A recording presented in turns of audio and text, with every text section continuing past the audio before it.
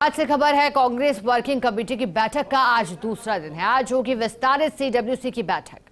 कांग्रेस अध्यक्ष मल्लिकार्जुन खड़गे, सोनिया गांधी, राहुल गांधी मौजूद रहेंगे। KC Venugopal, Priyanka Gandhi, Kamal Nath, AK Antony, Salman Khurshid, Chhattisgarh CM Bhupesh Baghel, Karnataka CM Siddaramaiah, Ajay Maken मौजूद रहेंगे। राजस्थान से कई कांग्रेसी नेता सीडब्ल्यूसी की बैठक में मौजूद रहेंगे। मुख्यमंत्री अशोक गहलोत, सुखजिंदर सिंह रंधावा, PCC चीफ डोटासरा मौजूद रहेंगे। वहीं सचिन पायलट, हरीश चौधरी, भंवर जितेंद्र सिंह भी बैठक में मौजूद रहेंगे। और कल से जारी है बैठकों का दौर।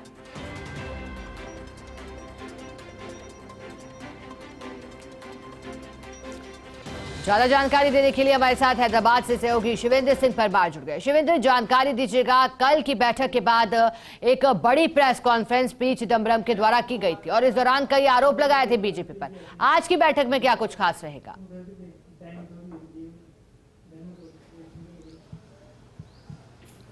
देखिए, आज दूसरा और आखिरी दिन है सिका कांग्रेस की वर्किंग कमेटी की बैठक का। और आज का दिन जो है वो बहुत महत्वपूर्ण है, क्योंकि आज जैसा आपने कहा कि जो विस्तारक CWC है उसकी बैठक होगी। यानी कि कल जो बैठक हुई थी उसमें CWC के सभी सदस्य शामिल नहीं हुए थे। बहुत से नेता ऐसे थे जो कल की बैठक में नहीं थे, जैसे जितने भी प्रदेश कांग्रेस के अध्यक्ष हैं वो कल की बैठक में शामिल नहीं थे। PCC चीफ गोविंद सिंह डोटासरा नहीं थे कल वाली बैठक में। लेकिन आज जो बैठक हो रही है CWC की, इसमें सभी जो 84 मेंबर हैं कांग्रेस वर्किंग कमेटी के, वो सभी आज की बैठक में मौजूद रहेंगे। कल जो बैठक हुई, पहला दिन था, मल्लिकार्जुन खड़गे ने अपना शुरुआती उद्बोधन दिया, परिचय हुआ सभी लोगों का कि क्योंकि वो पहली बैठक थी वर्किंग कमेटी बनने के बाद। उसके बाद कल की जो बैठक थी उसमें राष्ट्रीय मुद्दों पर कई सारे प्रस्ताव पारित किए गए, जैसे कि मणिपुर की हिंसा का मसला उठा, एक मसला उठा हिमाचल में जो बाढ़ आई, त्रासदी आई, उसको राष्ट्रीय आपदा घोषित किया जाए। चीन को लेकर भी एक प्रस्ताव पारित हुआ कि किस तरीके से कांग्रेस ने आरोप लगाया कि चीन ने हिंदुस्तान की ज़मीन पर कब्जा कर लिया है। इसके अलावा कई शोक प्रस्ताव भी पारित हुए। जो केरल के पूर्व मुख्यमंत्री थे ओमन चांडी, उनके लिए शोक प्रस्ताव पारित हुआ। आज की जो वर्किंग कमेटी की बैठक है वो इसलिए महत्वपूर्ण है कि एक तो सभी सदस्य इसमें शामिल होंगे और आज शुद्ध तौर से कांग्रेस की जो आगामी चुनाव होने हैं 4 राज्यों में और अगले साल देश में आम चुनाव होना है लोकसभा का, उसके बारे में चुनावी प्लानिंग पर आज की बैठक में चर्चा होगी। सिका ये तय हो सकता है आज बैठक में बातचीत करके कि जो विपक्षी पार्टियों के साथ अलायंस किया है कांग्रेस पार्टी ने, जिसको कि इंडिया नाम दिया गया है, उसमें सीट शेयरिंग कैसे हो। क्योंकि कल जो बैठक हुई थी उसमें ऐसी खबरें आई कि पंजाब और दिल्ली के नेताओं ने आम आदमी पार्टी के साथ गठबंधन पर आपत्ति जताई। हालांकि विस्तृत चर्चा इस पर कल नहीं हो पाई।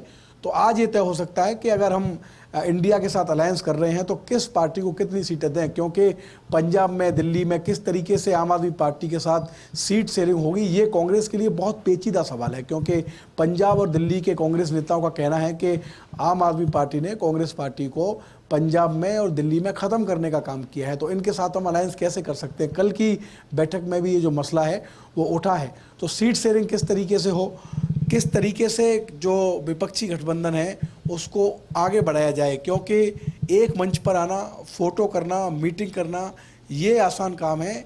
असली जो अग्नि परीक्षा है इस गठबंधन की वो सीट शेयरिंग है। क्योंकि हम देखते हैं कि जो जिन पार्टियों के साथ कांग्रेस पार्टी अलग अलग राज्यों में विपक्षी पार्टी की तरह रही है, चाहे वो पश्चिम बंगाल हो, केरल हो और भी बहुत सारे राज्य हैं, वहाँ किस तरीके से सीट शेयरिंग होगी, कैसे सहमति बनाएंगे, ये एक बहुत बड़ा मसला रहेगा और इस पर आज विस्तृत चर्चा हो सकती है। इसके अलावा ये भी चर्चा हो सकती है कि जो 4 राज्यों के चुनाव हैं, मध्य प्रदेश, छत्तीसगढ़, राजस्थान और मिजोरम, इन चुनावों में कांग्रेस पार्टी की प्लानिंग क्या रहेगी। क्योंकि लोकसभा चुनाव से पहले ये चारों जो चुनाव है, खासकर 3 राज्य जो राजस्थान, मध्य प्रदेश और छत्तीसगढ़ है, ये तो बहुत महत्वपूर्ण है कांग्रेस के लिए।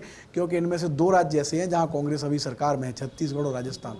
तो कांग्रेस पार्टी इस बात को जानती है कि अगर लोकसभा चुनावों से पहले इन राज्यों में कांग्रेस पार्टी जीत हासिल करती है तो फिर 2024 में उनके लिए आसान रहेगा नरेंद्र मोदी को रोकना और भारतीय जनता पार्टी को रोकना। तो किस तरीके से इन राज्यों में चुनावों की रणनीति होगी, उम्मीदवारों का क्राइटेरिया क्या तय करना है, इसको लेकर भी जो आज कांग्रेस वर्किंग कमेटी की बैठक है उसमें चर्चा हो सकती है। इसके अलावा जो राहुल गांधी की भारत जोड़ो यात्रा है उसका दूसरा चरण कब शुरू हो, इसको लेकर भी चर्चा होगी। कल भी हमने खबर दिखाई थी कि बैठक में कुछ नेता हैं जिन्होंने कहा था कि राहुल गांधी की भारत जोड़ो यात्रा कांग्रेस के लिए बहुत फायदेमंद रही है, कई चुनावों में इसका फायदा हुआ, इसलिए जो भारत जोड़ो यात्रा है उसको इस तरीके से प्लान करना चाहिए कि पहले चरण की यात्रा के बाद जो राज्य छूट गए हैं लोकसभा चुनाव तक, उन राज्यों में भी भारत जोड़ो यात्रा का दूसरा चरण जाना चाहिए, राहुल गांधी को लोगों के बीच और जाना चाहिए। तो भारत जोड़ो यात्रा के दूसरे चरण के बारे में भी आज चर्चा होगी और कुछ जो आंतरिक मसले हैं कांग्रेस पार्टी के, जो क्योंकि कांग्रेस वर्किंग कमेटी निर्णय लेने वाली सबसे बड़ी कमेटी है सिका कांग्रेस में, तो आज जो दूसरा दिन है वो बहुत महत्वपूर्ण है कांग्रेस वर्किंग कमेटी का।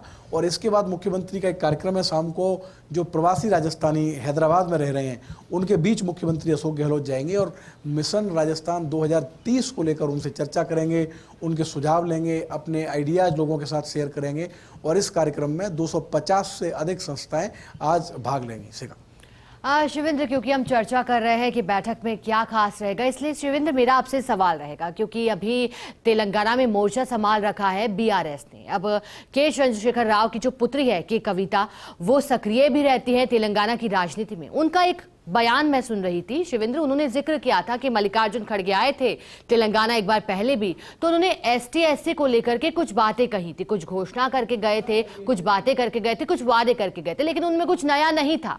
ये वही बातें हैं जिन पर पहले से बीआरएस पार्टी कार्य कर रही है और बीआरएस की कोशिश रही है कि टीआरएस और जिस तरह से पूरा फोकस है अगर प्रदेश की बात करें तो तेलंगाना पर बीआरएस के लिहाज से तो कुछ नया नहीं कर रही है कांग्रेस पार्टी। ये आरोप उन्होंने लगाया था और फिर भाजपा को लेकर के भी कई आरोप लगाए थे उन्होंने।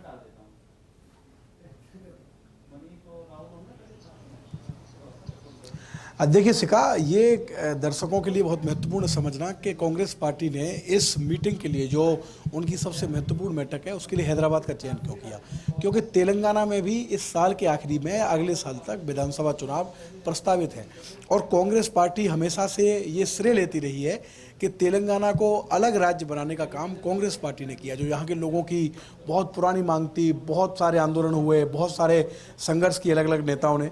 तो कांग्रेस पार्टी इस बात का श्रेय लेती रही है कि जो तेलंगाना है वो अलग राज्य बनाने का जो श्रेय है वो उनको जाता है, उन्होंने इसके लिए काम किया। और जब यूपीए की सरकार थी उस समय तेलंगाना अलग राज्य बना, लेकिन ये कसक है कांग्रेस को, ये टीस है कि अलग राज्य बनाने के बाद भी कांग्रेस पार्टी तेलंगाना में जीत दर्ज नहीं कर पाई।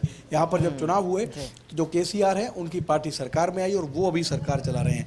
इसीलिए इस बैठक से पहले बहुत ज़बरदस्त पोस्टर वॉर छिड़ा केसीआर की पार्टी में और कांग्रेस पार्टी में। जो यहाँ के मुख्यमंत्री हैं उनके पोस्टर लगाए गए जगह जगह हैदराबाद में और उनके नीचे लिखा गया बुक माई सीएम, यानी कि कमीशन खोरी के आरोप लगाए गए। ठीक उसी तरह जिस तरह कर्नाटक में ये आरोप लगाए गए थे उस समय के जो बीजेपी के मुख्यमंत्री थे उनके ऊपर, जो बसवराज बोम्मई थे, ऐसे ही पोस्टर हैदराबाद में भी लगे। उसका पलटवार किया जो केसीआर उनकी पार्टी ने, उन्होंने सीडब्ल्यूसी को लिखा करप्ट वर्किंग कमेटी। जो सीडब्ल्यूसी के पोस्टर लगाए उन्होंने हैदराबाद में और उसके नीचे लिखा कि कांग्रेस वर्किंग कमेटी नहीं है, करप्ट वर्किंग कमेटी है। इसके अलावा एक और जो ट्रायंगल है वो ये है कि खुद अमित शाह आज हैदराबाद में है, अभी थोड़ी देर पहले ही वो शिरकत कर रहे थे तेलंगाना जो मुक्ति दिवस समारोह है उसमें, क्योंकि जो हैदराबाद है उसका विलय हुआ था आज के दिन भारतीय रियासत में। तो दोनों तीनों पार्टियों के लिए जो तेलंगाना स्टेट है, यहाँ पर जो प्रस्तावित चुनाव है आने वाला, वो तीनों पार्टियों के लिए प्रतिष्ठा का विषय है, खासकर कांग्रेस के लिए, क्योंकि कांग्रेस के मन में एक कसक है कि हमने तेलंगाना अलग राज्य बनाया, आंध्र प्रदेश तो पहले ही हमारे हाथ से निकल गया, तेलंगाना में हम जीत सकते हैं। यही सोच रही है भारतीय जनता पार्टी कि तेलंगाना में हम चुनाव जीत सकते हैं, इसीलिए उनकी भी लगातार गतिविधियाँ चल रही हैं। इसीलिए कांग्रेस वर्किंग कमेटी का जो आयोजन है वो हैदराबाद में हुआ और आज इस वर्किंग कमेटी की बैठक के बाद सिका एक बड़ी रैली भी करने जा रही है कांग्रेस हैदराबाद में, जिसमें तमाम बड़े नेता जो इस बैठक में दिख रहे हैं वो उस रैली में भी दिखेंगे। और ये तय है कि आज की जब रैली होगी तो जो तेलंगाना के मुख्यमंत्री हैं उन पर कई तरह के शब्द बाण छोड़े जाएंगे कांग्रेस के नेताओं की ओर से। शिवेंद्र, बिल्कुल आप ठीक कह रहे हैं, क्योंकि तेलंगाना का जब विलय हुआ था, हैदराबाद का माफ कीजिएगा, जब विलय हुआ था भारत के अंदर, तो फिर इसके बाद ये पहली बड़ी रैली करने की कोशिश में कांग्रेस पार्टी है। अपने अपने मुद्दे हैं तमाम पार्टियों के, चाहे कांग्रेस के हों, चाहे बीजेपी के हों, बीआरएस के हों, या फिर एआईएम भी मैदान में एंट्री कर चुकी है। शिवेंद्र, एक और जानकारी दीजिएगा, योजनाओं का जिक्र हम यहाँ करेंगे, क्योंकि ये दिखाई दे रहा है कि अब जो राज्य में विधानसभा चुनाव है वहां राजस्थान की योजनाओं की गूंज रहने वाली है और खुद मुख्यमंत्री अशोक गहलोत पहुंचे हैं। तो योजनाओं का खाका किस तरह से तैयार किया जाएगा, या फिर कॉपी पेस्ट सीधा वहां?